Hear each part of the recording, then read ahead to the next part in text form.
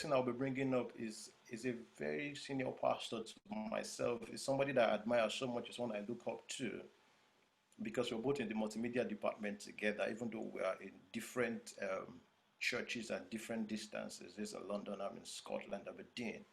His name is Pastor Ayobami OLUNLOYO.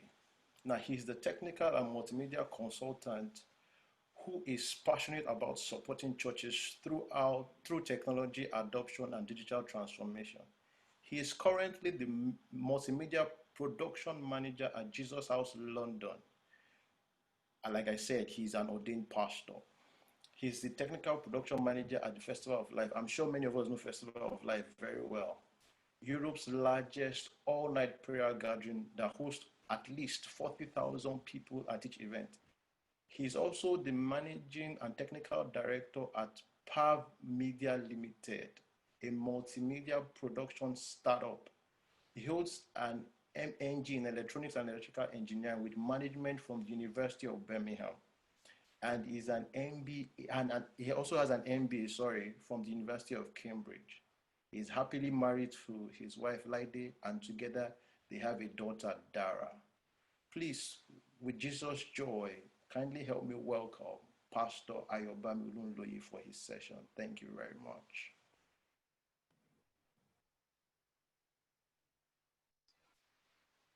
Good morning, everybody. Can you hear me? Yes, sir. Fantastic. It's great to be here. It's really a pleasure to be with everybody here today. Thank you so much for having me. Thank you so much, Pastor Mo, and Sister Tomi especially for the honor of being here. Everyone at Central Office is a brother or a sister. I love you guys so much. So thank you all for all the help and organization. I'm just going to dive right into it. I'm not able to share my screen just yet because someone is still sharing. I think there's there's a lovely person called, yeah. Okay, so I think I should be able to share now.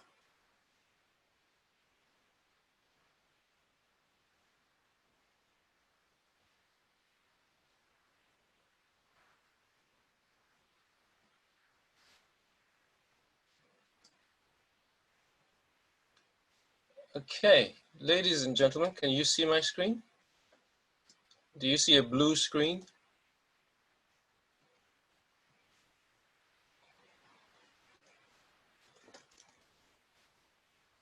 I'm not sure if, can I get a thumbs up if you're seeing what I'm sharing? Brilliant, okay. So very quickly, in addition to seeing the shared screen, in case things move a little bit slowly, you can actually go to this link and follow the presentation if you wish. So if you can just note that down very quickly, you'll be able to see it there as well. And then I'll just fire on. So, okay, just giving you a second to do that and we'll go right into it. Okay, so I'm just gonna move ahead now. So my talk is around technology and the use of technology for personal assistance and also for administrators within this new norm that we find ourselves as churches. And as we go into it, I'm hoping that it will be interesting to you. And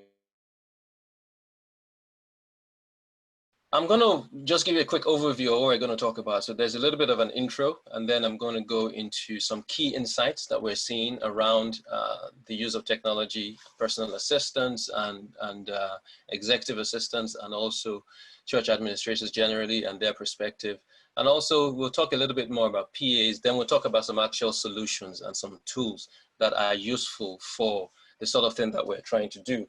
So as we go right into it, I'm going to just go into this introduction very quickly. So the new norm, we talk a lot about the new norm, which is something very interesting. We've seen that mentioned already today, and it's such a joy to see that everybody is trying to embrace, where we're going. But a phrase we've probably heard very many times before: the only constant in life is change. Heraclitus of Ephesus sort of made this famous. Pantere in Greek, meaning everything or all things change. And so what has changed in our paradigm, where we are right now? What has changed? And what has changed literally is everything. Everything has changed. The way we work, what we do, and how we respond. You know, we talked about project management and risks now. The sort of risk we're seeing are different. All sorts of things are different. So change, I believe, is everywhere. But the questions we must ask ourselves, three key things: why, what, and who. But when there is a new norm and there is change, the why is very critical, because we have to know our why. We need to know why we're doing what we're doing and what that means. So we have to know our why, because our why will determine our focus. It will determine where we put our priorities and indeed where we invest. And, you know, again, talking about the last presentation, projects, for example, you might decide what projects you focus on and the ones you don't focus on, because your why is sort of determining that. So if we look at this quick timeline I have here, you'll see that, you know, it wasn't long ago we were in 2019. And then it was Happy New Year 2020, 1st of January, we're all excited, 31st of December. And then boom, March, we're into lockdown.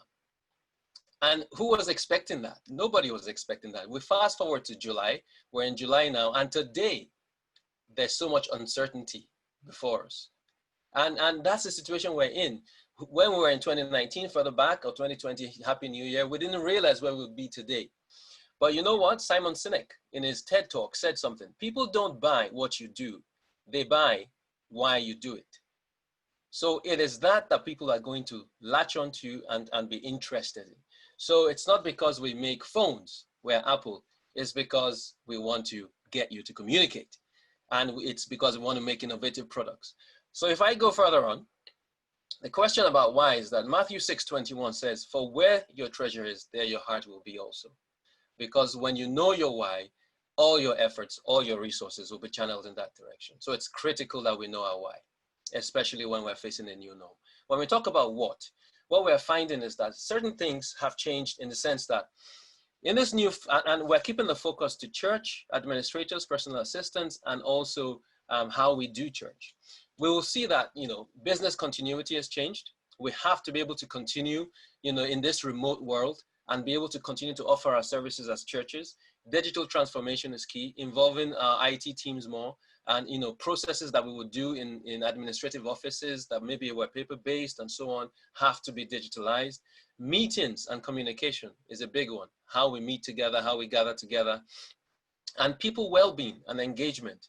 You know, one of the issues that we're going to hear a lot of about is the emotional and mental well-being and how that is affecting people. Sister Liz, you know, you were sort of hinting around that earlier in the icebreaker as to how people are responding to lockdown and change. And also the key to effective working is when people have good health, good mental health, emotional health. Managing upwards as well. Maybe for you, for us, administrators, church assistants, and so on, there isn't much change. Maybe we're used to working from home, but maybe you report to a boss who everything has changed for. And for them, it is entirely new. So you have to manage them, manage upwards. And also knowledge transfer.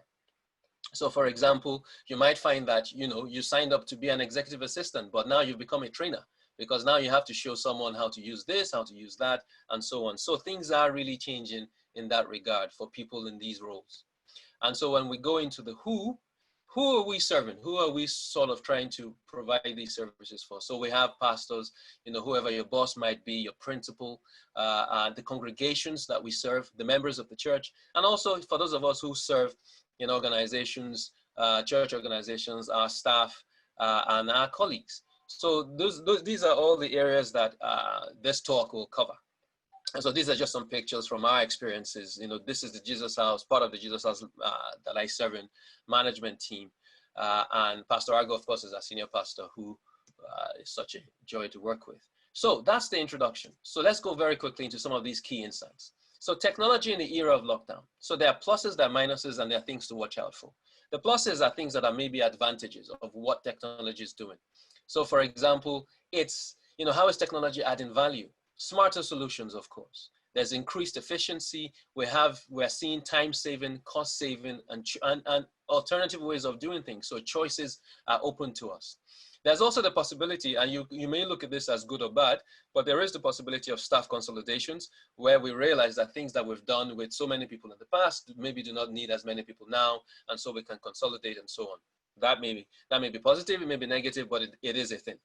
So as well, because a lot of our systems and processes are now digitalized or having to be, we're finding that data-driven decision-making is another plus, where we're capturing things electronically, and as a result, we're quicker to be able to see the trends and able to use those trends to make decisions. Also, where there has been resistance to change in the past, where people have suggested, let's do this way, technologically that way, and so on, and there's been resistance because people generally stick to what they know. Now that we're forced to use these tools, what's going on is the fact that you might find that you are getting endorsement or validation of suggestions you've had in the past. And as well, personal circumstances. So for example, what this means is that we have better insights and empathy shown towards people. I'll give you a quick case study here. So the staff meeting that we have as a Jesus House staff organization, it's done over Microsoft Teams, and similar to Zoom, you can see people. But what that does is that it gives you a view of who is the mother of the 5-year-old or the 2-year-old toddler. And because, we're in the meeting and the toddler runs into the video and something, but those are things that you don't see when the person drops their child off on the way to work on the school, and then you get home, they get to the office, there's no child. So you don't see them in that light. You don't see them in that perspective. But this helps us to understand, this person has a little toddler around. So when you give people tasks and you can adjust your own expectations as to who can do what, who's available for what, because you're seeing a little bit more intimately what their lives are like. So the school run has become the home run. The kids don't go anywhere. The kids are sitting there with you. So you have to understand that, me, single man, my 20s, I'm very different from 35-year-old mother of 2. So if I'm going to schedule a task for somebody, I have those perspectives, and technology is helping us to understand that people are different from that perspective. So I'm hoping that resonates with people. So some of the disadvantages, how can technology cause issues? So for example, work-life balance, that just goes out of the window. There are no boundaries, no working hours. You don't close at 6, you start at 7, you close at 12, midnight, I mean, because you're there, late meetings happen because after all, you're at home. So obviously there's no closing time anymore. People don't stop, they don't rest. We don't take holidays anymore. Why do we take holidays? So I can sit at home, but I'm already sitting at home, so I'm not taking holidays. And all these things are affecting our health. So employers must set and lead the culture. And as well, employees must also take responsibility for their own personal lives and cycles. So that's important. Personal physical health is also important. Things that we're aware of, eye strain, headaches, back posture, when you sit in front of a computer for so long, things like that can be a bit of a challenge. So if we continue working remotely without addressing those issues, human interaction as well. So where you would interact with people in the office, where you would connect with people, go to their desks, talk, take a walk, meet at the water cooler, all these things are non-existent because we're working remotely. So those are some of the things that technology takes away. In addition, if you're working remotely and you don't have optimized systems, internet is slow, connectivity to your work server is not so great or whatever, it slows things down and you're not really productive.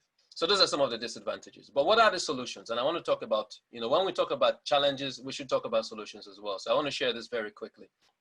A statement I attribute to my sister and friend, Abile Abier. She's the executive assistant to Pastor Agu, who's the chairman of the RCCG UK. She said, find moments for your own well-being. And that's a responsibility on the individual. Find moments for your own well-being. So you can read in between the lines that there's a lot going on. There's a lot happening. But in the midst of it all, you've got to find your own time and be true to yourself in being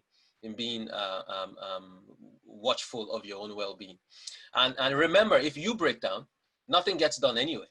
And because your boss breaks down, everything breaks down, and you don't get anything working. So it's important that we care for ourselves. So very quickly, I want to recommend this book. It's called Time Off by John Fitch and Max Frenzel.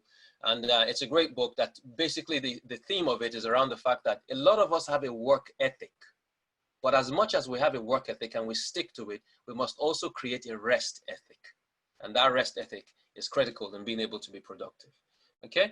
So I just move on very quickly. And maybe people were expecting a very technical presentation because after all, we're talking about technology. We'll get there, but I think it's also important to understand that we're people first. Okay? So some of the pitfalls and challenges that we should watch out for. So using my organization as an example, when we got into the lockdown, what generally happened was that it was a very sudden ramp up to, we're all working from home now. Sudden change, right there, cold turkey, yeah? So it's very important to encourage continued, I think it will be important to encourage continued working from home in the future, because I think this is not just a thing that happened to us, this is a thing that we must embrace. So that whatever the next issue is that comes up, the next risk, using Sister Annalie's presentation that comes up, we are already prepared for what could happen in the ability to continue our businesses. And when I use the word business, I'm saying organizational continuity, and churches can continue to function. So we must also be very clear about logging technology faults, so track them, fix them, learn from them, so that people don't have to repeat, the issues that we're going through. A new employee comes and they have to go through all the pain that we went through working on from home. Some of these things we've learned from and we can do. I think it's important to do things like a home internet audit. And what that means is that we found, for example, that, okay, everybody's working from home, but that's dependent on what internet people have in their individual houses. And what we find is that some people, yeah, we can work from home. The organization gave you a laptop, they give you the software and all that, but you can't connect because your internet isn't great. So if the internet was great for what you were doing, and it needs to be stronger for what the organization needs you to do, then it looks like the organization should really be supporting you in getting better internet to do the work of the organization. So these are some of the assumptions we make that we also have to look out for. Training provision, build the shelter before the storm hits. So for example, things that we know that we need to do, we need to teach people how to do them, train people about them, before we find ourselves in those situations. And of course, finally, confidentiality and privacy. This is important because imagine you're having a staff meeting. Normally you'll be in the office, the team will be in a room and you'll be talking. Now you're at home remotely on a computer and the audio is coming out. There are other people at home, walking by and all that. So things that people are sharing that they did not know that anyone is listening to what I'm saying. You now in a situation where I'm talking in your house, there are 15 other people there listening to what I'm saying, and I didn't know that anyone's listening because it's a staff meeting. So things like headphones will help to keep confidentiality and keep people's security in terms of what they're doing and that sort of thing. So it's just little things that we just need to be aware of. So moving very quickly then, those are some of the key insights. Let's talk specifically now about personal assistance. Okay, so my thing is just running a bit slow here. Okay, so we're here now. Brilliant. So I'm saying, sorry. Okay, so let's just go forward again. So the message I'm basically selling here is the fact that the effective personal assistant serves as a calling. And I'm just going to take us through this very quick map to show exactly what I'm proposing that journey to be. It's a calling that someone who serves as an administrator or personal assistant in church sort of serves within the capacity of a calling. So if I go quickly into that, this scripture here, Exodus 31:6. Moreover, I have appointed Oholiab, son of Ahisamach of the tribe of Dan, to help him. So this is when God was saying to Moses that he had appointed Bezalel and Oholiab in Exodus to build the tabernacle and so on. But what I'm bringing out here is the fact that God himself said, I have appointed him, and also to help Bezalel. So in a sense, the PA in a sense was Oholiab, but you can see that the calling was directly from God. And I'm using that as an example of showing that this is how tight we must be in terms of why we're doing what we're doing. So if we go very quickly into these steps, if I was speaking to a personal assistant who was working for a church and using technology, I'd be saying, you've got to build knowledge in technology, knowledge in churches, what other churches are doing, but also, network with other personal PAs and administrators and understand what they're doing and how they're doing it. So for example, consider new applications of technology. How can we use technology in what we're doing in different ways? Furthermore, social media is very key, as everybody I'm sure knows. Think about who to follow, what they say, how they put it out, and so on and so forth. If we go on to number 2, be strategic. System commonality. I'm going to use an example that Abby shared with me again. Great example. So for example, one of the strategies that she puts in place is the fact that she has the exact device, same phone as Pastor Agu. The result of that is that there is continuity in their usage of the equipment. There is no confusion in terms of, I'm trying to do this, I'm seeing something else. And that's something she insists upon.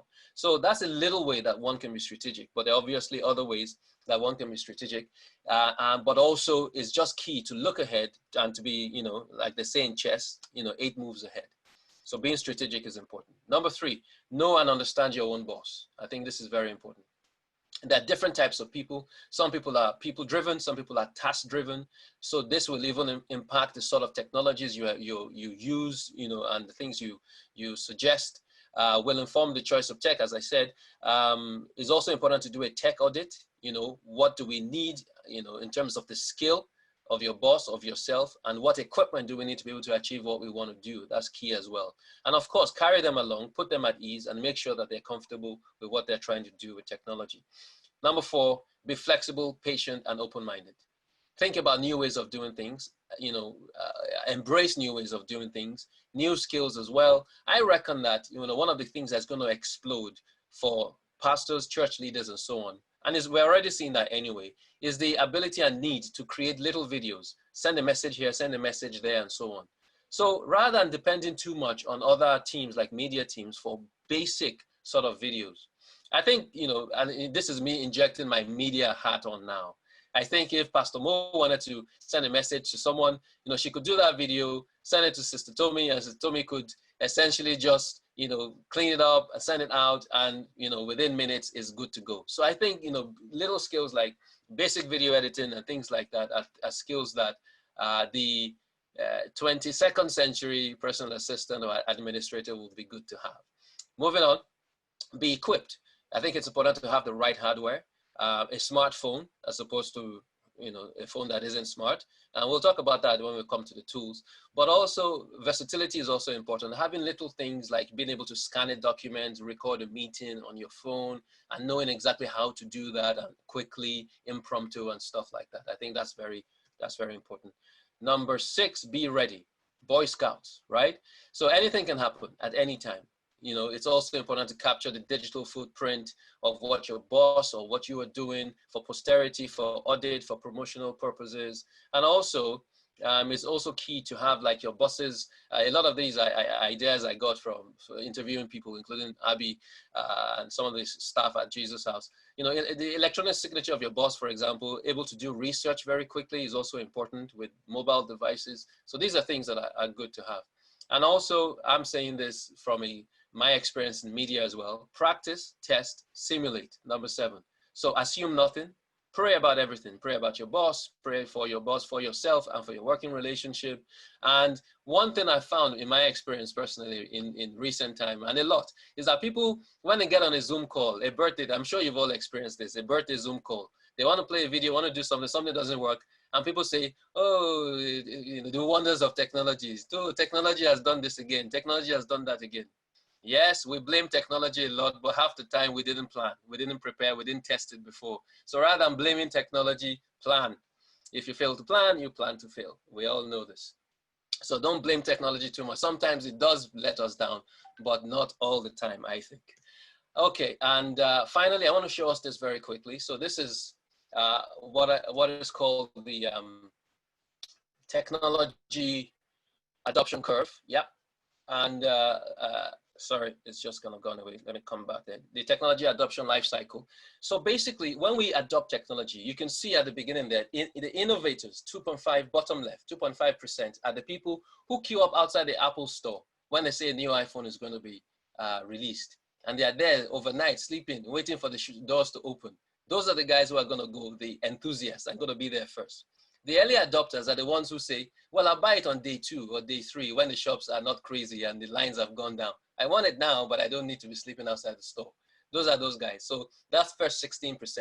Then the early majority, those are those who say, well, you know, when the phone has stopped bending, if you remember the story of the iPhone 6, and we're sure it's working and everything is fine, we'll buy it then. And then the next group, we can't really be bothered, but we'll get it at some point. Yeah, it's the newest thing, we'll get it. And then those guys at the end, the 16%, the skeptics, those are the people that they will not get it until you force them to get it. You drag them kicking and screaming to the shop to say that the thing you have no longer works. Now you have to get this one. So we have to see where we are on the technology adoption curve and see where as well, you know, our bosses are and help them on the journey of adopting technology. So that's what this is about. Forgive me if I'm moving a bit quick because time is limited, but I won't go through much in detail about this, but these are just some examples of personal assistants or people who supported others in the Bible. And Timothy and Paul, you can see in various versions of the Bible there, Timothy was referred to as an assistant, a helper, or someone who ministered unto Paul. There was also Elisha and Gehazi. There's also Moses and Aaron. And you can see that these relationships will help us to understand what it is, if you read those stories again, the calling that we have to the people that we support. Definition of success to a personal assistant, I would say you succeed when your boss succeeds. You know, you maximize, again, some of these I gleaned from interviewing my sister Abby, you maximize his or her calling. That's our role, and simplify their world. If you're, and I'm adding this phrase because this really struck me, and I'm saying that if your boss says, you know, I have back-to-back meetings, for me, I think that may be indicative of a failing, and you're beginning to not simplify their world. So, and sometimes maybe back-to-back meetings are needed, but I think it should not be the norm. And I use that phrase to just indicate the idea that I'm busy. And remember what I said about the book in terms of rest as well. So we are coming towards the final straight now. So very quickly, we're going to talk now about these solutions. And if I go into the solutions, what I'm going to talk about first is the meetings. The critical functions that we are seeing that technology is affecting. And again, remember the context is personal assistants, church administrators, and so on. So critical functions, for example, meetings, that's a big thing now. A lot of meetings, we've had more meetings now than we probably had in the history of the entire church. The numbers of meetings going on, you know, different times, different groups meeting and so on. Now, and also the engagement is also important, being able to engage people in terms of, you know, prayer meetings, trustee meetings, management meetings, staff meetings, job interviews, all sorts of meetings are taking place. You know, the confidentiality factor is important. The number of attendees, for example, will also help to determine which platform or which tool is useful and to be adopted for what type of meeting. Another key issue is communication. Yeah. Using, you know, so for example, as an office, we had, you know, the official office lines. You know, once we're not in the office, they needed to be diverted so that people can communicate still, people can still ring our church, our organization, and still get the services we provide. Email management, absolutely key. And also diary management, who needs to be where, you know, doing what, when.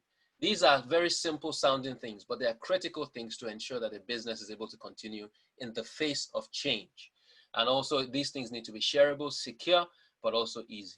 So these are some of the critical functions that we're seeing that we need to respond to in terms of technology. And if we now talk very quickly about the tools that are available to do those, as we very well know, we are right now on Zoom.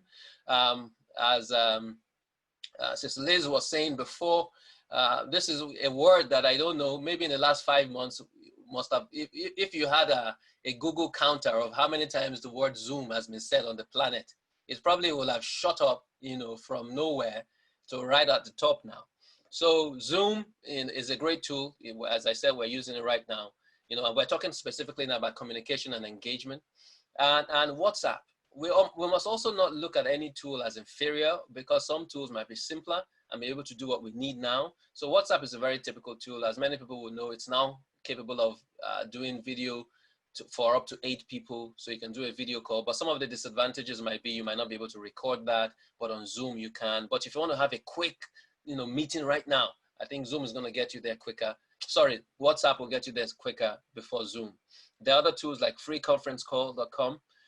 When the word free is said, people in church light up. But yeah, but that aside, you know, it's a great tool. You can have many attendees. It's quick. You know, and a key thing as well is that, you know, you don't necessarily have to have video. So you don't have to be all that presentable before you join a meeting or a call and all that. So the things that you have to do, everybody's put on their makeup for Zoom this morning. I can see lovely lipstick and eyeshadows and things. But, you know, if you don't have to do your video, then you have to do all that. You see what I mean? So and those are sort of things. So Microsoft Teams as well. I think one of the key things with this is that it has a great security feature. allows you to engage, share video, share, similar to Zoom as well, but I think it's a lot more secure. That's one of the best things about that. I have a case study here very quickly to share, which sort of relates to our finance team, a member of our finance team, excuse me, and a member of our member services team. Somebody basically needed to make a payment. This is my dear sister Morenica, needed to make a payment. And the result of this is that normally you go up to the finance team, and then they will enter card details and make this payment for you. But in the lockdown situation where we're all remote, how does that work? But Microsoft Teams allows you to, for example, share your screen, give somebody else control of your computer. They do what they need to do. You're not in the same location. You know, the job is done, payment is made, everybody goes away happy. So those are some of the things that we're seeing. And also the Cisco IP communicator is a great tool which we use to divert official phone lines from the office building into employees' mobile phones. And so there's an app, and then all our phone lines are diverted to the people who are on duty to pick up phones and things like that. So those are great tools that help to continue communication and engagement. Administration and all the other sort of work we do, indeed project management as well. Office 365, you know, Microsoft Office, including Outlook, PowerPoint, Excel, and tools like that, brilliant. Word as well, you know, everyday office work. DocuSign is a big thing that we're finding because a lot of documents like NDAs, invoices, timesheets, memos have to be signed. So this is a great tool to allow official signatures to be captured and making sure that documents are authorized and so on. Google Docs is similar to some of the things that Office 365 will do as well, and OneDrive, but it allows document sharing, version control, things like that. SharePoint, Microsoft SharePoint is another great tool. It's what our intranet is based on. So if you want to book a holiday, fill a training form and things like that, SharePoint is a great tool for that sort of thing. Document storage as well, and also version control. One key tool that I think every church needs, of course, is a church membership database. Our membership database is based on the I Know Church software, which is another great tool. We all know about GDPR, probably the General Data Protection Regulation, which is law that we all have to follow. So you want to find a tool that is already compliant with that. And then tools like SurveyMonkey and Wufoo, these are information gathering. You can do surveys, do surveys to gather information, that sort of thing. So that's great. And also Eventbrite, which I'm sure a lot of people are used to already. So for ticketing and seating, if we used that before, so for example, if we move into a situation where we have to ticket seats initially for numbers of people that come to church, you know, post-lockdown, then this is a tool that can help with that. And then, you know, I'd like you to consider some other tools like Slack. This is similar to WhatsApp, does a great job of communication, but also breaking different communication subjects. There's also Trello, which is a very strong to-do item sort of tool. Mentimeter is like a live survey tool. Kahoot, if we're going to have some fun and do some jokes or some office fun, does that. Prezi, by the way, is the tool I'm using right now to present. You might notice that I'm not using PowerPoint. And then Microsoft Forms as well. So these are things that are useful. I would say that where possible, it's important to register pro versions, professional versions of this software rather than using the free ones, because you will get more functionality and so on. And also it's very important to obviously focus on traditional tools like the organization website, the public email. I put case study here because I think it's important. A lot of organizations have an email address on their website, info at this, hello at that, but then they never check it. And I think it's important that we remember what addresses, especially now, are on our websites. And it's key that we are actually monitoring those addresses, because when people cannot walk into your building, the first place they're going to go is to your front door online, and that's your website. So if you've put an address there that everybody has forgotten 10 years ago and we never look at, then it's important that we keep that in focus. And also social media presence is very key, as we know. So it's also important, I think, to generate user requirements. This is one thing. Sometimes we accept tools as they are, but we can be more proactive and say, you know, what if this tool could do this? What if it could do that? And then we're able to that way feedback to the developers of these tools, and they can modify them to do things that we wish they could do. We can either do that directly or via our IT teams. And so finally, hardware, your device. I'm biased towards iPhones, forgive me, all the Samsung people here, sorry, I'm not on your side today, but the point is, if your device looks before I get any Samsung messages coming up and saying, how dare you, I apologize in advance. But if your device looks like this, whether iPhone or Samsung, then maybe you're on the right path. And it doesn't have to be the latest one or anything, but it just has to have smart functionality. But if your device looks like that, then I dare say that there's a lot of limitation in what you'll be able to do. And these were great tools once upon a time. I'm sure everybody here had one, but it's not what's going to move you forward now. So that's just a little talk about sort of the hardware side of things. And finally, as we just come to the end, I'll just conclude by saying excellence takes effort. Sister Adelaide, thank you for your definition of excellence at the start. You helped us to do that, so I don't have to do that again. Excellence takes effort. Be sure of your calling. Invest in the right tools. These big words are the key words. Learning is a lifelong affair.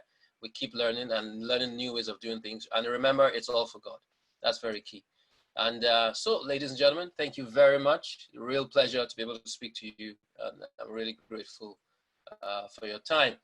And yes, God bless. I'm just going to show very quickly some of the sources that I was able to use to gather this presentation. So some interviews and some links that may be useful to you. So thank you, everybody, and thank you for listening.